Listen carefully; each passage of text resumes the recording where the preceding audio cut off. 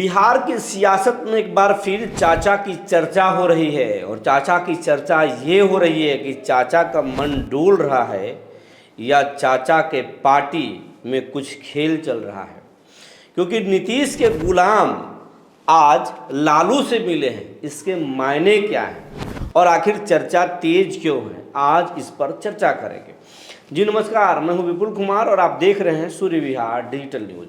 अब हम बिहार के तमाम दर्शकों से, तमाम लोगों से अपील कर रहे हैं कि अगर आप YouTube पर सूर्य विहार को चैनल को देखते हैं और आप अभी तक इस चैनल को YouTube पर सब्सक्राइब नहीं किए हैं तो सब्सक्राइब कर लें, बेल आइकन को दबा लें। अगर आप हमें फेसबुक पर देखते हैं तो पेज को फॉलो करना ना भूलें, क्योंकि ये आपका चैनल है, आपसे बहुत उम्मीद है।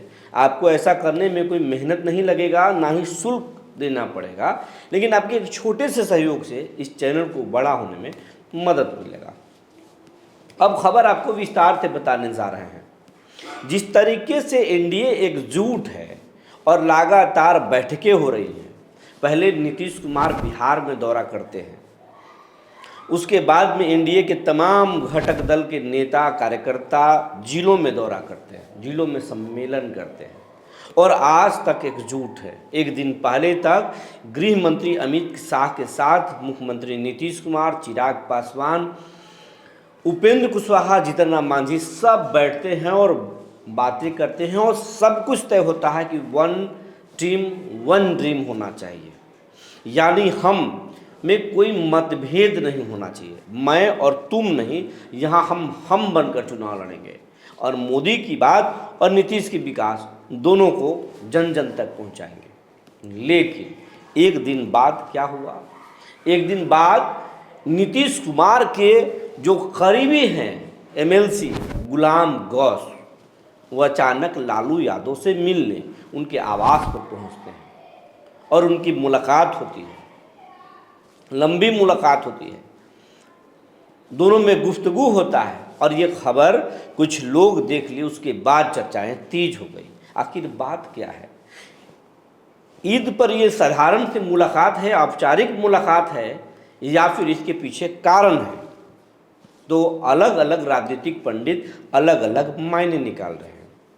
कुछ लोगों का कहना है कि वक्फ बोर्ड संशोधन विधेयक पारित होने वाला है, संसद में पेश होने वाला है और ये नीतीश कुमार को मंजूर नहीं है, क्योंकि नीतीश अब तक अल्पसंख्यकों की पॉलिटिक्स करते आए हैं।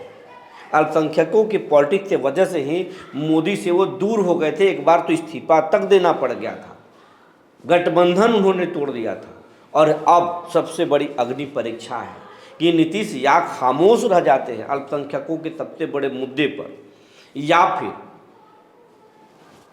पलटी मार देते हैं अपने भतीजे के साथ। क्या करेंगे? और इसी बीच में गुलाम गौस का लालू प्रसाद यादव से मिलना एक बड़ा सियासी संकेत दे रहा है। दूसरी तरफ ये भी लोग बोल रहे हैं कि वक्फ बोर्ड संशोधन विधेयक से बहुत ज़्यादा नीतीश को फर्क नहीं पड़ता है।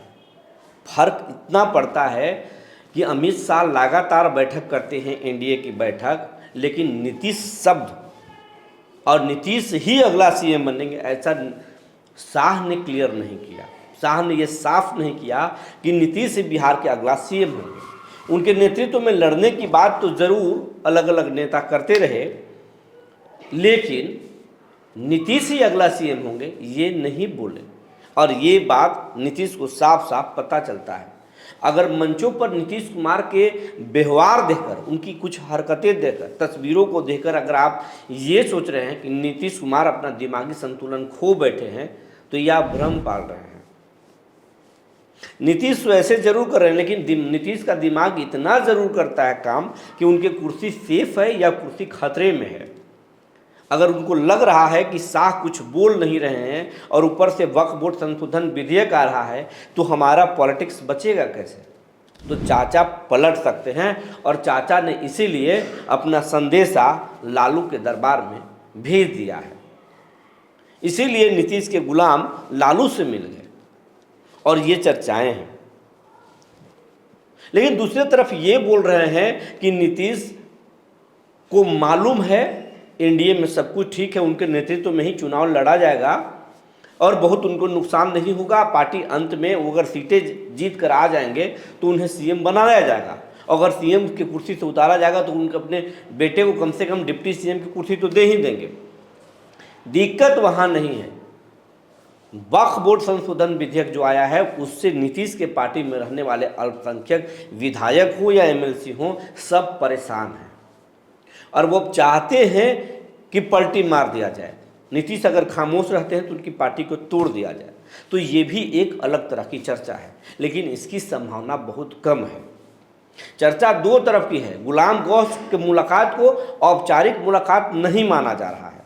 माना जा रहा है कि या तो उनकी पार्टी टूट जाएगी, उसके संकेत है ये, और नहीं तो चाचा पलट जाएंगे। इन दोनों संकेतों पर चर्चाएं तेज है पटना में और अलग अलग हिसाब से अलग अलग मायने निकाले जा रहे हैं, अलग अलग चश्मे से लोग देख रहे हैं। लेकिन कुछ तो है। ये मुलाकात साधारण मुलाकात नहीं है कि ईद उल फितर पर गुलाम गौस उनको ईदी देने गए हों लालू यादव को, ऐसा नहीं है। सच ये है कि कुछ तो है और उसकी मैसेज लेकर लालू यादव से गुलाम गौस मिले हैं। हालांकि इस मुद्दे पर अब जो है न विपक्ष कुछ बोल रहा है, न जेडीयू कुछ बोल रही है और बीजेपी खामोश होकर सब कुछ देख रही है। फिलहाल इस पर कोई बोलने को तैयार नहीं है, या लोग बोल भी रहे हैं तो बातों को हवा में भेज रहे हैं। लेकिन कुछ तो है। एक दो दिनों में सब कुछ साफ होने लगेगा और जैसे जैसे समय नज़दीक आएगा चुनाव का, सब कुछ साफ हो जाएगा। और वक्फ बोर्ड संशोधन विधेयक जैसे ही संसद में पेश होगा उसके बाद में जेडीयू का क्या रिएक्शंस होता है, उनके नेताओं का क्या रिएक्शंस होता है, ये सब कुछ साफ हो जाएगा। फिर लालू क्या बोलते हैं, तेजस्वी क्या बोलेंगे, जेडीयू के नेता क्या बोलेंगे, ये सब कुछ साफ होगा। और आने वाला कुछ दिनों में नीतीश भी क्या बोलते हैं या खामोशी के चादर ओढ़ जाते हैं, सब कुछ पता चलेगा।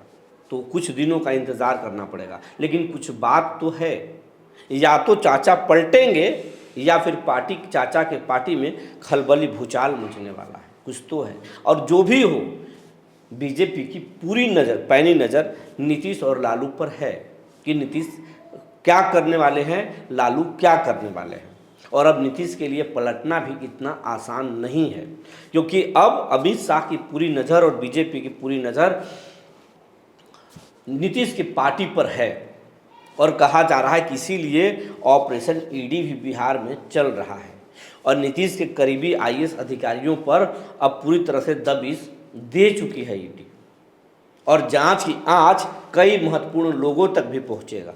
इसलिए पार्टी अब भागने की स्थिति में नहीं है। नीतीश के लोग बहुत ज़्यादा दिमाग चलाने की स्थिति में नहीं है और पहले से ही संजय झा और ललन सिंह की भूमिका पर सवाल खड़े होते हैं। लेकिन ऐसा कहा नहीं जा सकता क्योंकि ललन और नीतीश के रिश्ते बहुत गंभीर हैं। लेकिन कहने वाले तो ये कह रहे हैं कि नीतीश के सांसद अब बीजेपी के संपर्क में हैं और अगर नीतीश पलटी मारेंगे तो पार्टी टूट जाएगी। बात क्या है ये समय से ही पता चलेगा। लेकिन चर्चाएं बहुत तेज हैं, कुछ तो होने वाला है। 2-4 दिनों में पता चलेगा ये औपचारिक मुलाकात है या खास मुलाकात है। बस वक्फ बोर्ड संशोधन विधेयक सदन में पेश होने दीजिए। जो जानकारी निकल कर आई थी हमने आपको बता दिया। तब तक के लिए धन्यवाद।